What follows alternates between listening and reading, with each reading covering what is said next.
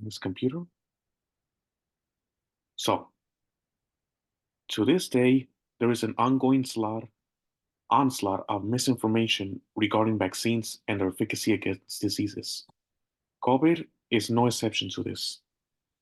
It is be, it is for this reason that today I will discuss with you an example of misinformation about the COVID vaccine and the debunked link between vaccines and cancer.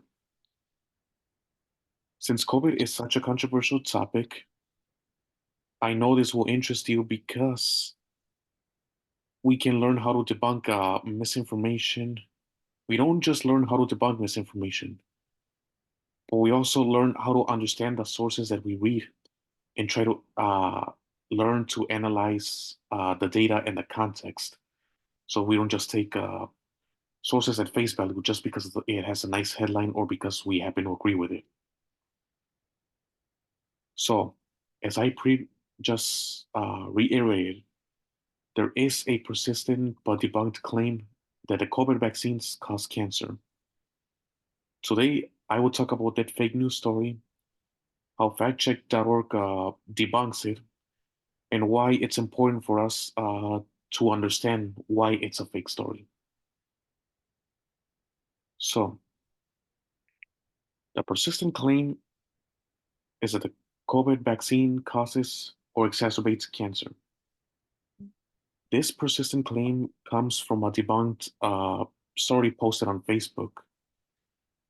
Um, this particular story uh, was posted by a group known as America's Frontline Doctors. It is a group of doctors who it's a group of supposed doctors who during the pandemic spread a lot of misinformation about the virus and the vaccines, and whose founder was actually convicted to 2 months in prison for joining the riot on January the 6th.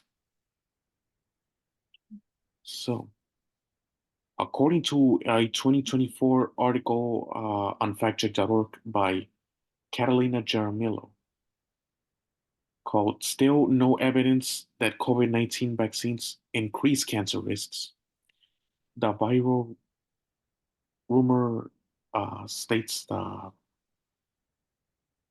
particular claim that vaccines cause or exacerbate cancer. Factcheck.org provides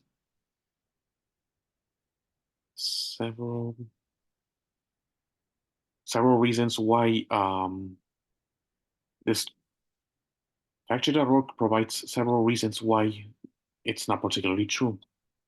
Apart from the fact that that story was posted by groups who spread misinformation, the authors of the original study of the authors of the original study who conducted the experiment on mice uh, on cancer tumors have themselves stated that there is no link between COVID vaccines and cancer. In other words, it made no difference in the progress of tumors that they experimented on with mice.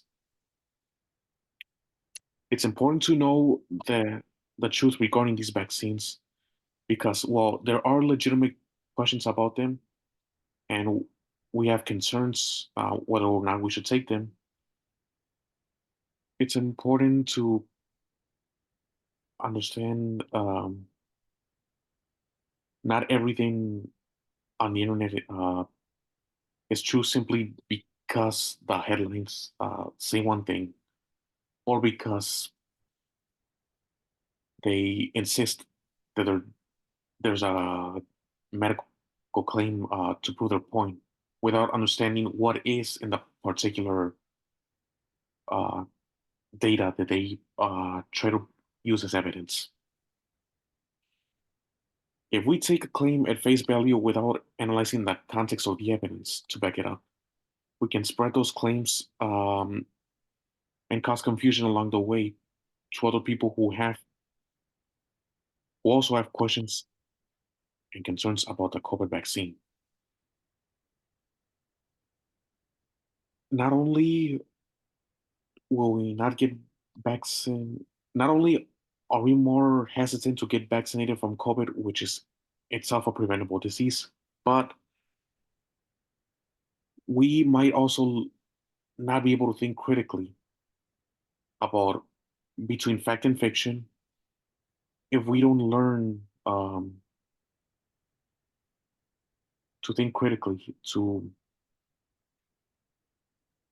ask questions about the claims that people make regarding the why, as to why COVID vaccines may or may not cause cancer.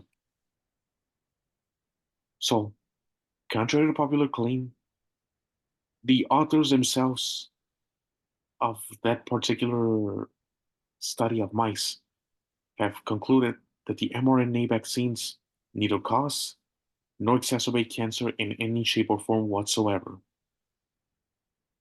Today, I talked about the fake news story about the mRNA vaccines, how factcheck.org explains why it's fake, and why it's important for us to know that it's not true. So, in conclusion, while it's okay to have questions and legitimate concerns about the mRNA vaccines, seen as a new invention in the fight against uh, preventing disease, it's also important for us to learn to uh, understand um, what the data means. It's important for us to understand that just because someone says they can cite a medical claim stating why vaccines are harmful, doesn't mean we just take it at face value and agree with him without first asking ourselves, what does the medical data actually say about the efficacy of mRNA vaccines?